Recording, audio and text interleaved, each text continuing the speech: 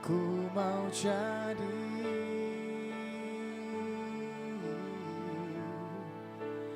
ku mau jadi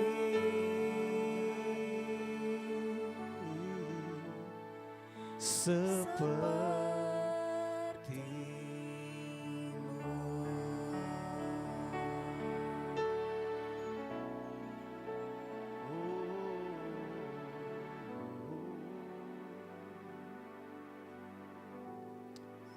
Kami mau menjadi seperti Engkau Tuhan, disempurnakan selalu.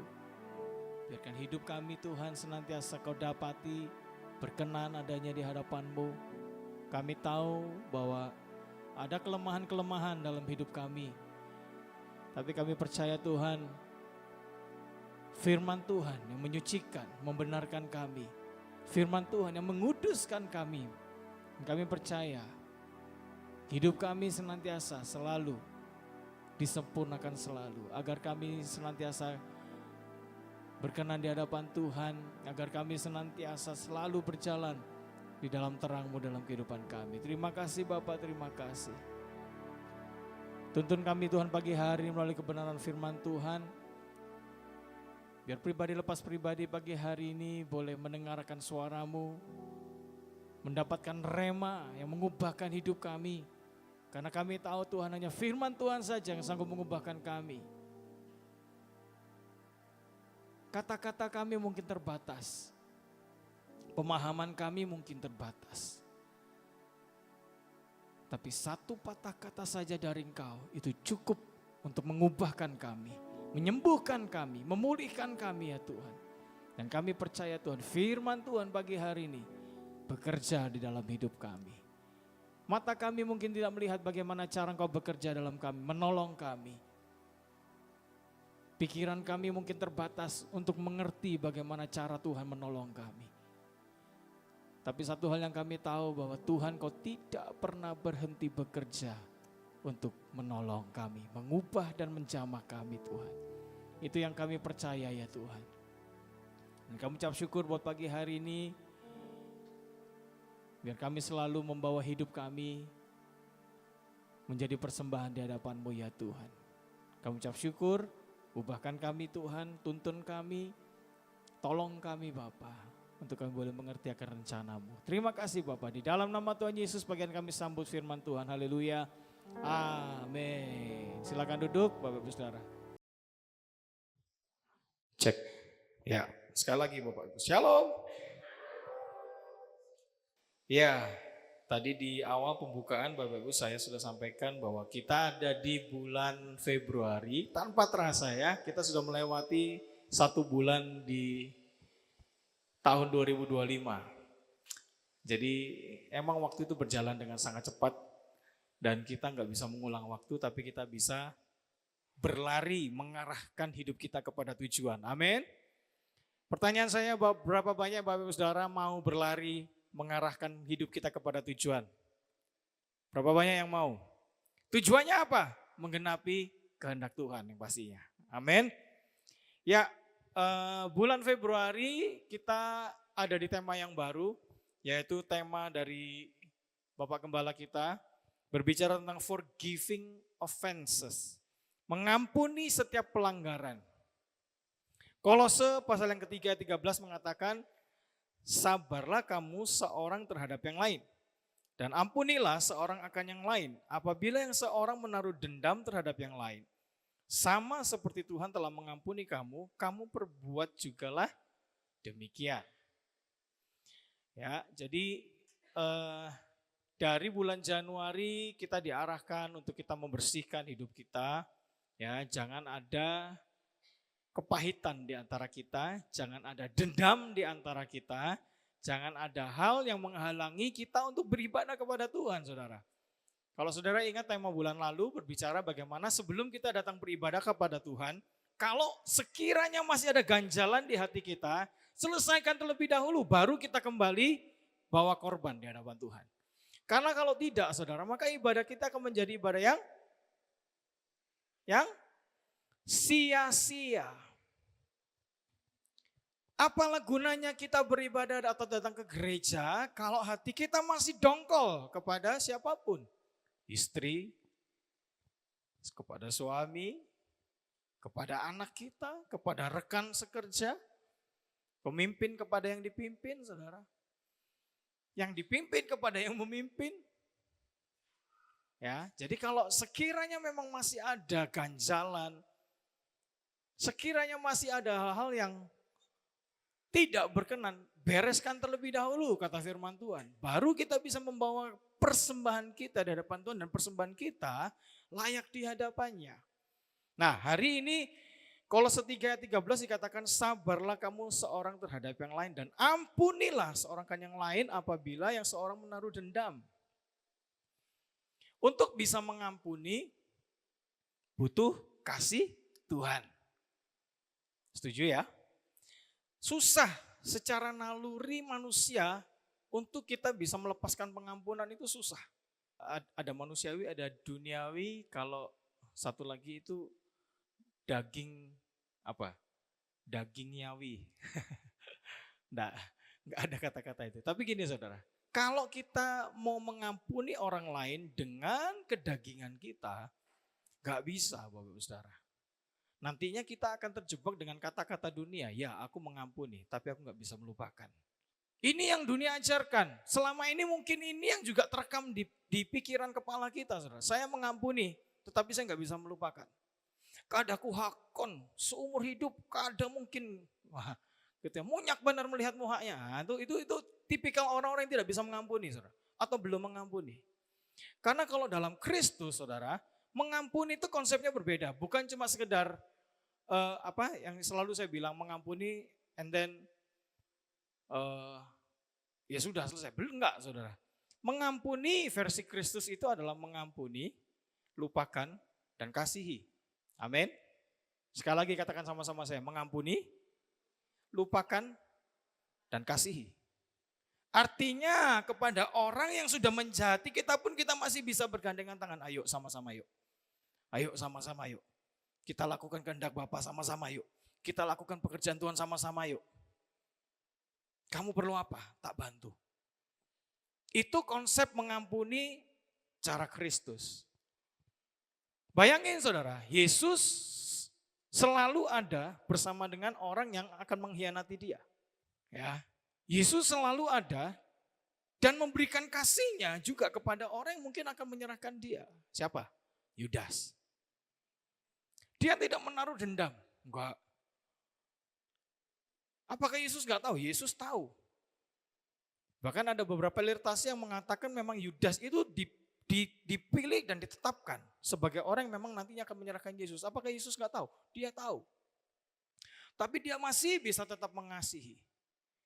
Berjalan bersama-sama. Memuridkan. Mengajar firman. Melayani umat.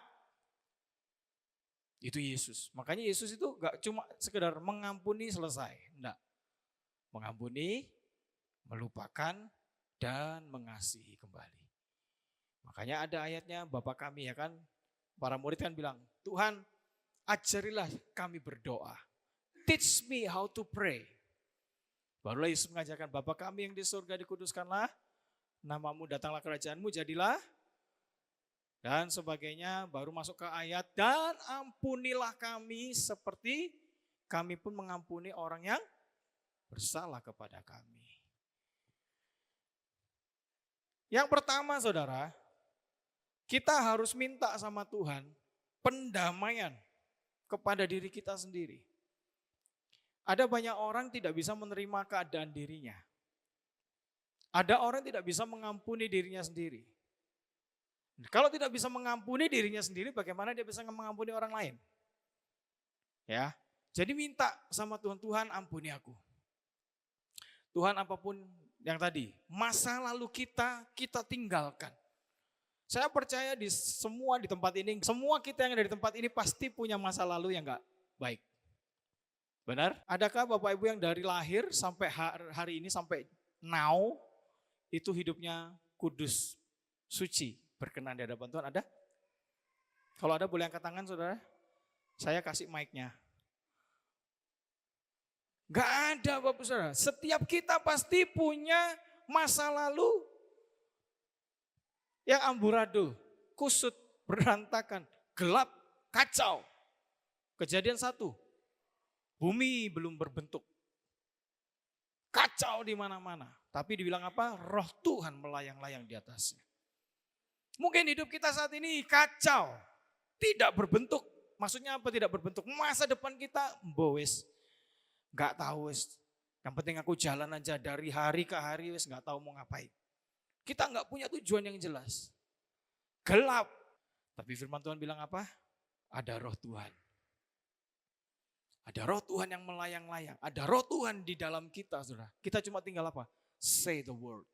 Jadilah terang. Maka terang itu jadi. Amin.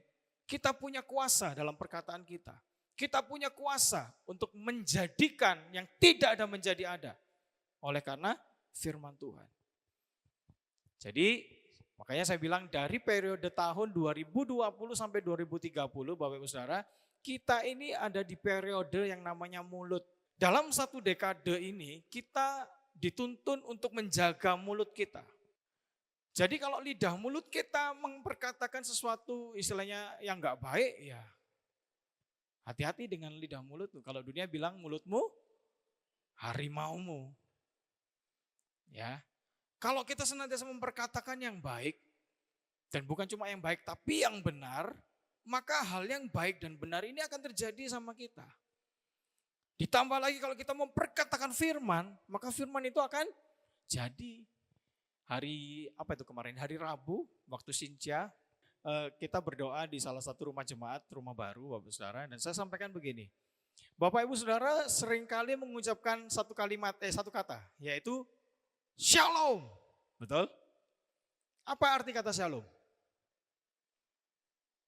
Apa Bapak Ibu? Yang paling Bapak Ibu Saudara tahu tentang Shalom, apa itu Shalom? Ya, peace be upon you. Damai sejahtera ada atasmu. Ini yang sering kita tahu ya. Tapi Bapak Ibu Saudara tahukah Bapak Ibu bahwa ada 14 arti dari satu kata ini? Dahsyat. Satu kata yaitu Shalom punya 14 arti di dalamnya. Selain damai sejahtera, dibilang ada sukacita. Dari kata sukacita ada ketenangan. Enggak panikan, saudara.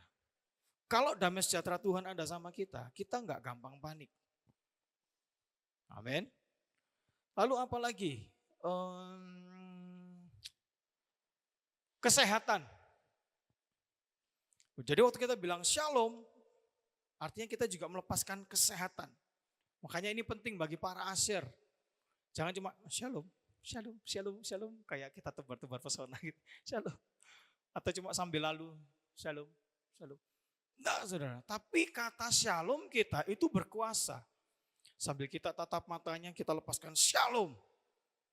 Damai sejahtera mengalir, sukacita mengalir, ketenangan mengalir, kesehatan mengalir. Arti selanjutnya, perlindungan Tuhan mengalir.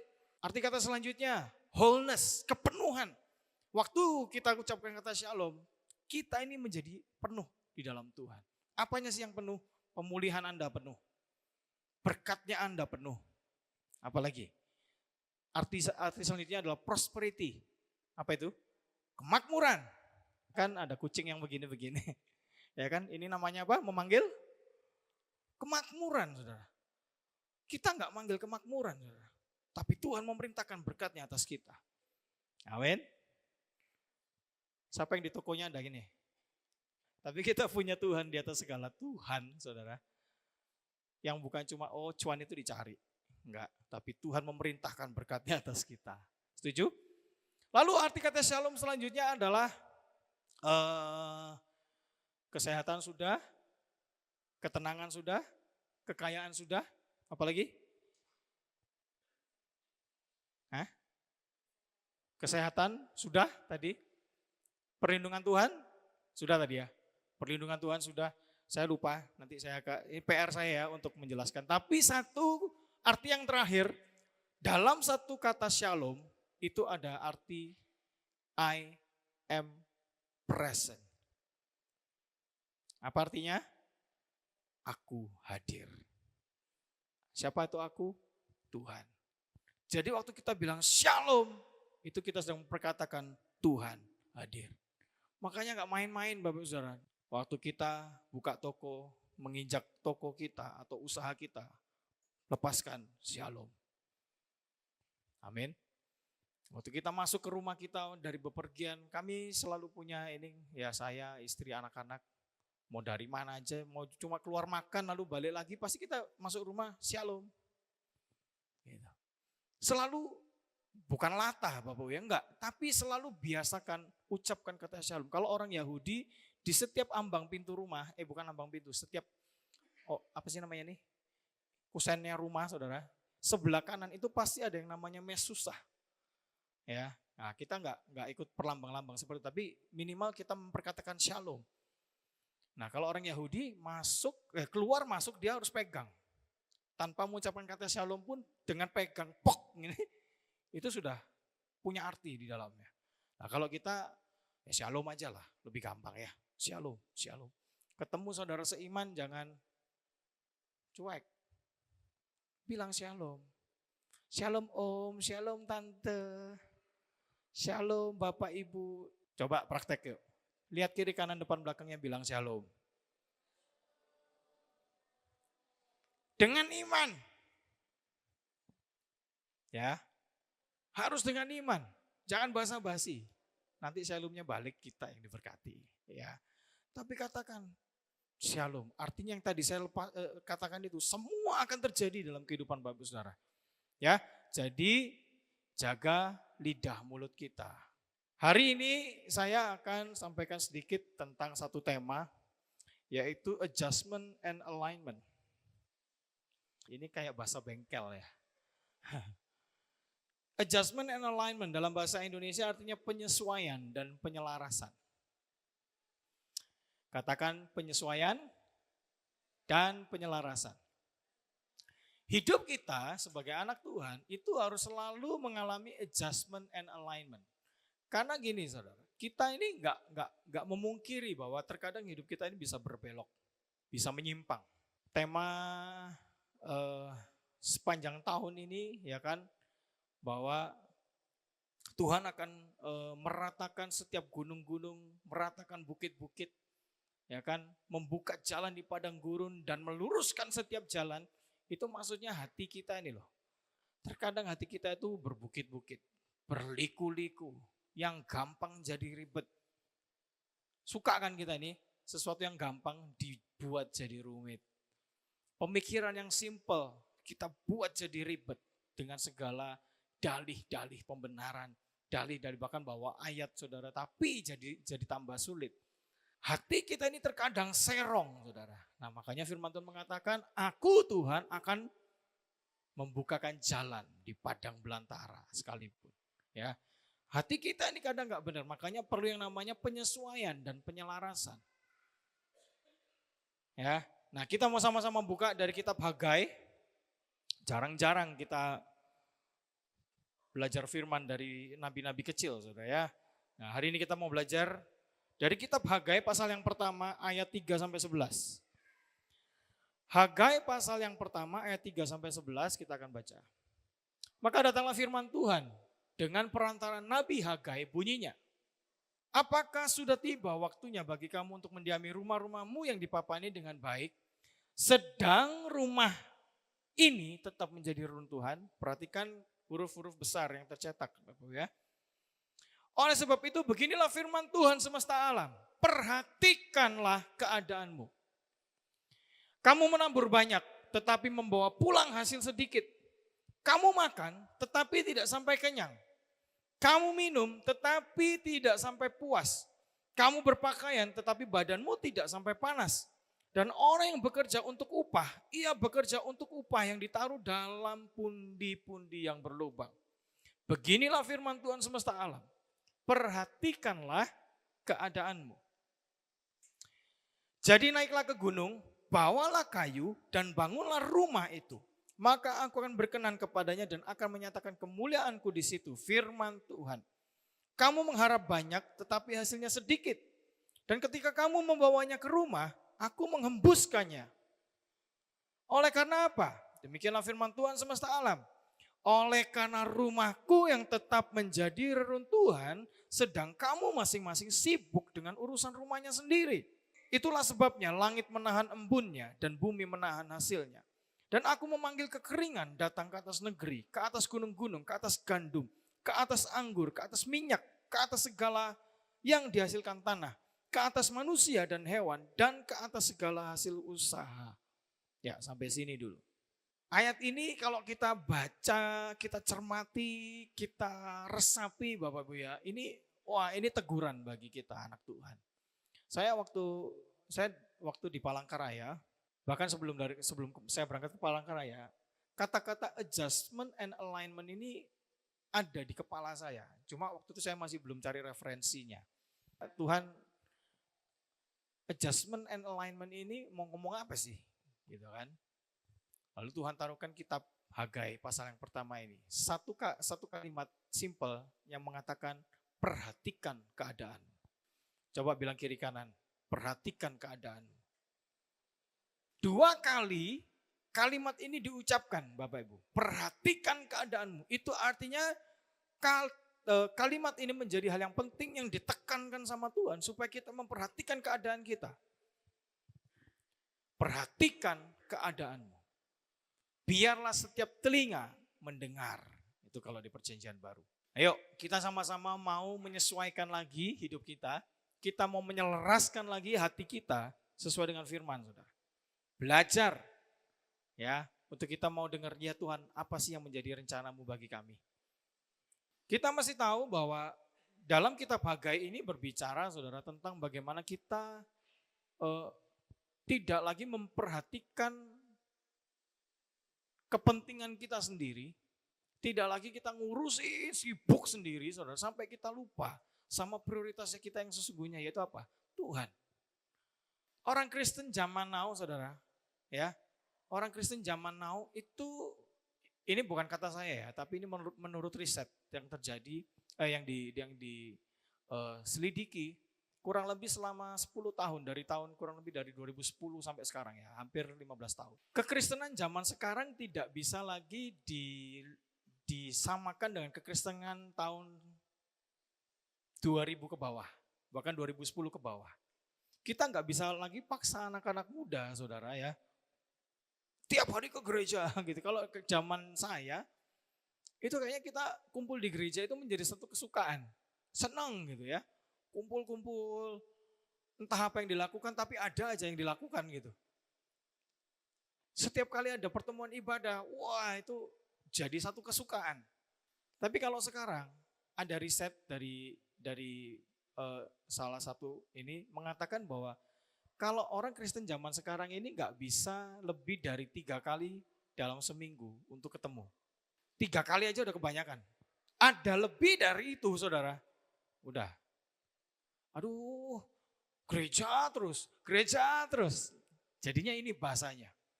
Kapan waktu buat keluarga? Lah, lu tiap hari ngapain? Tiap hari nggak ketemu sama keluarga.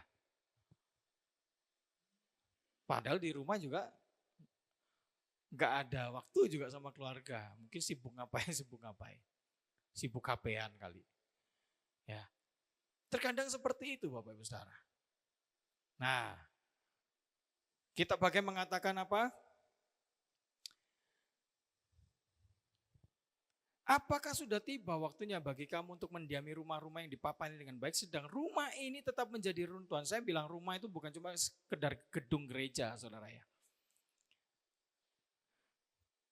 Tapi kita mau perhatikan rumah, bait yang hidup ini loh. Hidup kita. Kita adalah bait Allah yang hidup. Bagaimana saudara mengisi, menjaga bait Allah ini? Ini yang harus kita prioritaskan dan perhatikan Bapak Saudara. Jangan cuma ngurusi bangunan secara jasmani, tapi bagaimana bangunan rohani kita saat ini. Makanya perhatikanlah keadaanmu. Kamu menabur banyak tetapi kamu membawa pulang hasil sedikit. Coba cek, cross check lagi hidup kita. Apakah kita ada mengalami hal-hal seperti ini? Kita nabur banyak tapi pulang bawa hasil sedikit. Kita makan gak sampai kenyang. Kita minum nggak sampai puas, berpakaian tapi badan kita tidak sampai panas. Dan orang yang bekerja untuk upah, ia bekerja untuk upah yang ditaruh dalam pundi-pundi yang berlubang. Coba kita introspeksi diri kita, Bapak Saudara. Kita kerja banting tulang, nggak ada hasilnya. Kaki jadi kepala, kepala jadi kaki. Kemarin di Mazmur 127 waktu pemberkatan rumah saya bilang, sia-sialah kamu bangun pagi-pagi dan duduk-duduk sampai jauh malam, tapi nggak ada hasil. Jikalau bukan Tuhan yang membangun rumah, sia-sia orang membangunnya. Jika bukan Tuhan yang mengawal kota, sia-sia juga para penjaga berjaga-jaga. Artinya apa? Kalau kita tidak memprioritaskan Tuhan dalam hidup kita, saudara, maka segalanya akan menjadi sia-sia. Kita mau taruh security sebanyak 10 orang pun lolos juga, kemalingan juga. Kenapa? Karena bukan Tuhan yang kita andalkan. Kebakaran juga terjadi, apalagi saudara. Ya, hari-hari ini kita diperhadapkan dengan pesawat jatuh bolak-balik. Kemarin terjadi lagi di Philadelphia. Bukan gereja Philadelphia, bukan. Di Amerika sana, saudara. Pesawat jatuh lagi, meledak, hancur. Tidak ada yang aman sekarang. Ya, mau di mana-mana saja. Makanya gini, sia-sia kalau kita tidak mengandalkan Tuhan. Ya, perhatikan keadaanmu. Jadi apa yang harus kita lakukan? Penyesuaian dan penyelarasan yang harus kita lakukan, Tuhan bilang gini, naiklah ke gunung. Apa artinya? Datang ke hadirat Tuhan. Sama-sama bilang, datang ke hadirat Tuhan. Naik ke atas gunung artinya kita datang ke hadirat Tuhan. Dibilang apa? Bawalah kayu. Kayu selalu berbicara tentang apa? Salib. Dan bangunlah rumah itu. Naik gunung, bawa kayu, bangun rumah. Siapakah yang boleh naik ke atas gunung Tuhan? Mereka yang bersih tangannya, murni hatinya, dan di mulutnya tidak ada sumpah palsu. Artinya kita harus menyelaraskan kembali hidup kita. Hati, pikiran, dan mulut kita. Kita kuasai hidup kita dengan apa? Salib, makanya bawalah kayu dan bangunlah rumah. Saudara mau bangun bait Allah yang hidup ini, cuma lewat satu, salib. Barang siapa mau ikut aku, sangkallah dirimu dan pikulah salib. Amin. Jadi ini yang harus kita lakukan sekarang. Naik ke gunung Tuhan, bawa kayu dan bangun rumah itu. Maka aku akan berkenan dan akan menyatakan kemuliaanku di situ. Selalu saya bilang bahwa tidak ada kata terlambat di dalam Tuhan. Saudara kalau baru mau mulai hari ini mengikut Tuhan dan setia sama Tuhan, it's okay.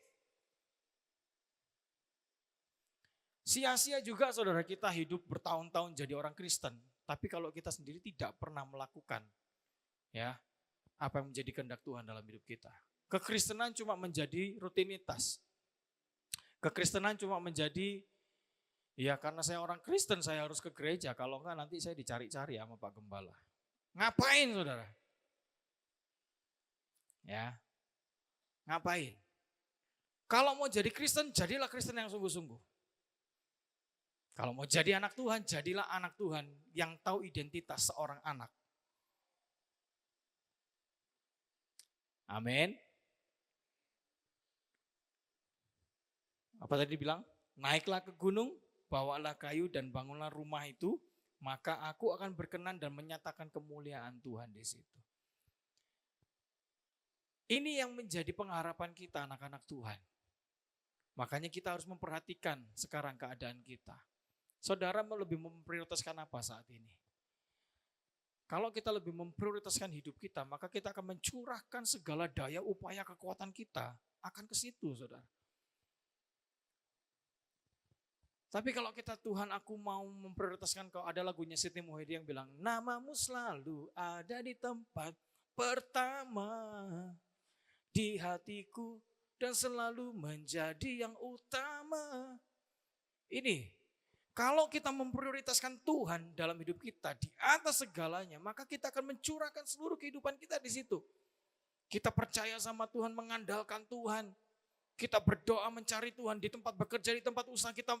Tuhan, pokoknya di tempat ini aku mau melihat kuasa-Mu bekerja. Amin. Ini Bapak Ibu Saudara, kita akan mencurahkan seluruh kehidupan kita. Bagaimana kita untuk membangun manusia roh kita, itu menjadi hal yang penting. Jadi kita datang ibadah itu bukan karena ya ibadah lagi. Kita paksa-paksa orang untuk rajin ke gereja hari-hari ini enggak bisa begitu saudara. Tanpa kalau orang itu enggak mengerti tentang mengasihi Tuhan, susah. Ya. Manusia zaman sekarang tidak bisa diperintah-perintah, dipaksa-paksa, ditakut-takutin, enggak, saudara. Semakin ditakut-takuti semakin pergi. Oh, kalau nggak datang ke gereja nanti bisnisnya lesu. Enggak, saudara. Ini aturan. Aturan ini tidak membawa kita kepada keselamatan. Kalau kita datang kepada Tuhan dengan takut karena dikutuk, wah, kita nggak merdeka jadi orang Kristen. Ya, kekristenan kita hanya karena ritual. Tapi kekristenan kita harus berdasarkan hubungan. Kalau kita punya hubungan dengan Tuhan, maka saudara akan dengan sendirinya kok mengasihi Tuhan, mengasihi sesama, mengampuni, melayani. Gak ada alasan, oh karena saya sudah berusia, karena saya sudah tua, saya gak bisa melayani. Enggak, saudara. Ya, umur berapapun saudara tetap melayani Tuhan. Tidak ada istilahnya pensiun melayani Tuhan. Amin. Kalau kita mengasihi Tuhan saudara, apapun istilahnya, buat Tuhan apa sih yang enggak? Benar ya? Gitu. Jadi mari kita sama-sama menyelaraskan hidup kita, menyesuaikan kembali hidup kita, hati kita saudara. Supaya apa? Supaya Tuhan menyatakan kemuliaannya dalam hidup kita. Kamu mengharapkan banyak, tetapi hasilnya sedikit. Kita sering doa sama Tuhan, Tuhan berkati aku, berkati aku, berkati aku. Tapi waktu kita tidak menyelaraskan, menyesuaikan hidup kita, apa yang kita dapat saudara? Gak ada.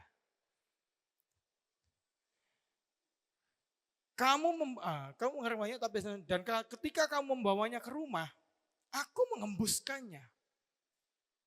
Tadi, kita datang ke gereja bawa persembahan, tapi hati kita sedang terluka sama orang lain.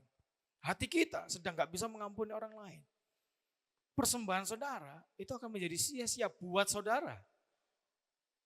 Ya, buat saudaranya. Dikatakan aku mengembuskannya. Gitu. Oleh karena apa? Demikianlah firman Tuhan semesta alam. Oleh karena rumahku yang tetap menjadi reruntuhan. Saya berharap dan saya berdoa pagi hari ini tidak ada lagi bait Allah yang hidup dalam hidup saudara yang tetap menjadi reruntuhan. Amin.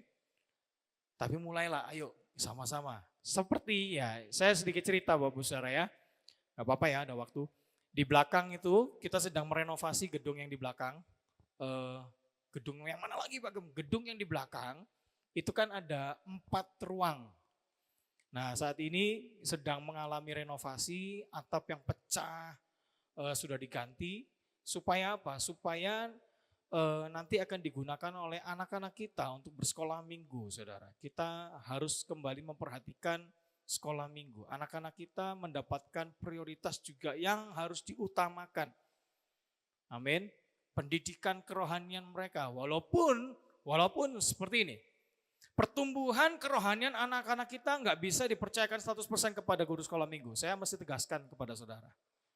Jadi saudara jangan menuntut anak-anak kita punya pemahaman kekristenan yang kuat kalau cuma seminggu sekali di sekolah minggu tok. Jangan harap saudara, sekolah minggu hanya kita celebrate bersama teman-teman yang lain, dan firman disampaikan. Sisanya peran orang tua. Di rumah mendidik anak kita sesuai dengan firman. Amin, para orang tua. Nah, tapi kita dari gereja, kita harus mulai mengutamakan, memprioritaskan anak sekolah minggu. Jadi kita mulai merenovasi gedung yang di belakang. 2 ruangan di belakang akan digunakan untuk ruang sekolah minggu. Dan ini sudah sampai mana Pak? Atap sudah, plafon sudah, tinggal dicat, dibersihkan, kurang lebih minggu depan sudah bisa dipakai. Amin.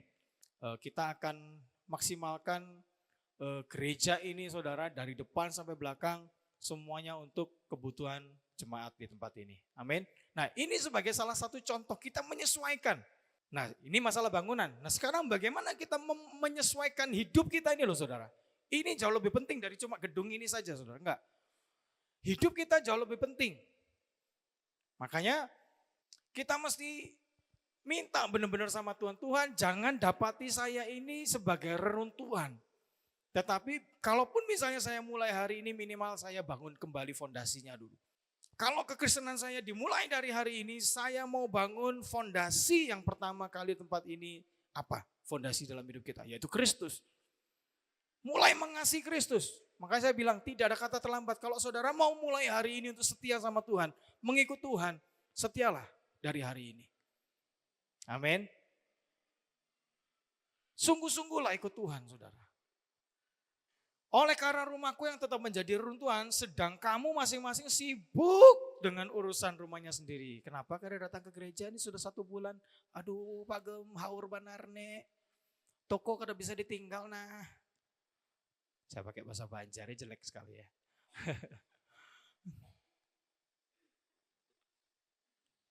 Atau apapun alasannya lah. Kalau di rekan-rekan pelayanan yang lain bukan di gereja ini. Tiap kali diajakin ketemu saudara, alasannya 2. Kalau nggak ada jemaat yang menikah, maka alasan lain adalah ada jemaat yang meninggal. Ini persekutuan hamba Tuhan saudara. Jadi tiap kali diajak pertemuan, loh kok nggak datang? Oh iya kemarin ada jemaat yang menikah. Oh nanti ada pertemuan lagi di 2 bulan berikutnya, ada jemaat meninggal.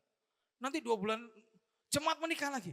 Kok kayaknya jemaatnya banyak kali ya yang menikah dan meninggal. Menikah dan meninggal. Selalu ada alasan saudara kalau diajak ketemu. Selalu ada alasan diajak untuk bersekutu. Selalu ada alasan untuk bergereja. Selalu ada alasan. Coba bayangin saudara balik. Kalau kita berdoa sama Tuhan lalu Tuhan beralasan. Kamu sih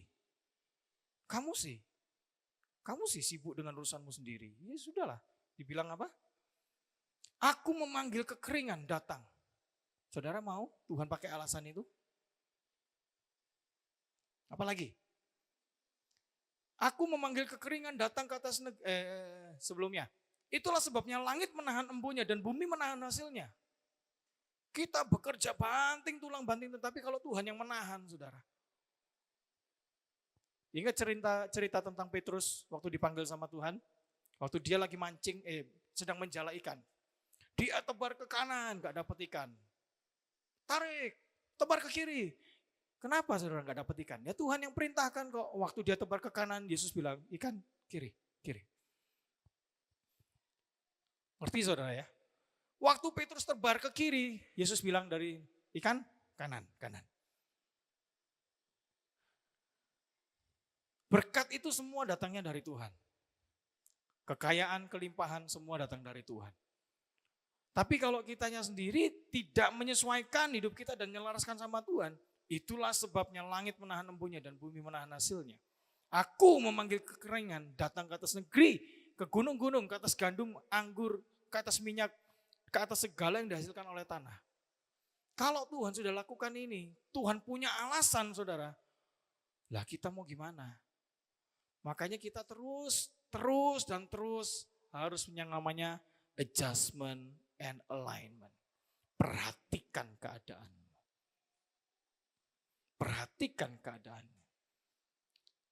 Pentingkan, prioritaskan dulu kita membangun bait Allah yang hidup ini loh. Dari cuma sekedar urusan-urusan setiap hari, urusan duniawi. Prioritaskan Tuhan dalam hidup kita terlebih dahulu. Bangun bait ini saudara, bangun bait ini. Melalui Hagai 1 ayat 3-11 kita belajar bahwa adjustment and alignment adalah proses yang berkelanjutan. Adjustment and alignment gak bisa cuma saudara lakukan sekarang. Ya Tuhan aku mau menyesuaikan dan menyelaraskan hatiku. Selesai. Enggak. Adjustment and alignment itu terus kita masih lanjutkan, saudara. Mau saudara lakukan seminggu sekali, sebulan sekali, 2 bulan sekali, mobil aja perlu diservis kok. Motor kita aja perlu di adjustment kok. Ya, semua bisnis apapun SOP-nya perlu di adjustment kok. Kalau ada yang salah sama anak buah kita, mungkin sistemnya lagi kacau. Perlu di adjustment lagi. Ya, jadi segala hal memang harus mengalami adjustment and alignment. Nah, hari ini khusus buat manusia rohani atau bait Allah yang hidup ini, yaitu kita harus adjustment and alignment lagi. Perhatikan keadaanmu. Jadi adjustment and alignment adalah proses yang berkelanjutan. Kita perlu terus-menerus mengevaluasi hidup kita, menyesuaikan prioritas kita, dan menyelaraskan diri kita dengan kehendak Tuhan. Dengan demikian kita akan mengalami berkat penyertaan Tuhan dan segala hal yang saudara lakukan semuanya diberkati Tuhan. Amin. Saudara nggak akan mengalami tadi yang dikatakan kitab Hagai tadi, saudara. Ya, memanggil kekeringan dan sebagainya, langit menahan embun, bumi menahan hasil, kita nabur banyak, yang kita tuai sedikit, bahkan kita menabur di pundi-pundi yang berlobang. Jangan sampai, saudara, kita mau setiap benih yang kita tabur itu tumbuh besar dan berbuah lebat. Amin. Ini yang kita mau. Tapi kita harus menyesuaikan dan menyelaraskan hidup kita. Berapa banyak saudara yang mau menyesuaikan dan menyelaraskan hidup saudara? Pagi hari ini mari kita bawa hidup kita sama Tuhan. Ingat, naik gunung, bawa kayu, bangun rumah. Kata kunci hari ini cuma itu, saudara. Kesimpulan saya dari khotbah dari adjustment and alignment dalam kitab Hagai 1:3-11 adalah, ya kita bangkit berdiri, saudara. Sama-sama katakan, naik gunung, bawa kayu, bangun rumah. Artinya kita datang ke hadirat Tuhan, pikul salib, kita bangun bait Allah yang hidup itu. Dan di situ Tuhan akan menyatakan kemuliaannya. Amin. Mari kita berdoa, saudara. Tuhan Yesus, terima kasih buat pagi hari ini. Firman Tuhan pagi hari yang kami terima, biarlah menuntun kami dan mengarahkan kami untuk kami kembali Tuhan menyesuaikan dan menyelaraskan hidup kami, hati kami. Untuk kami mau berjalan di dalam terang-Mu, di dalam kemuliaan-Mu, di dalam kehendak-Mu ya Tuhan. Kami enggak mau punya hati yang serong, kami enggak mau punya hati yang berliku-liku, berlekuk-lekuk dan berbukit-bukit.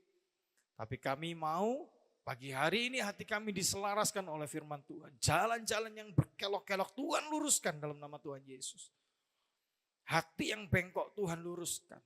Terima kasih Tuhan, terima kasih. Terima kasih Bapa.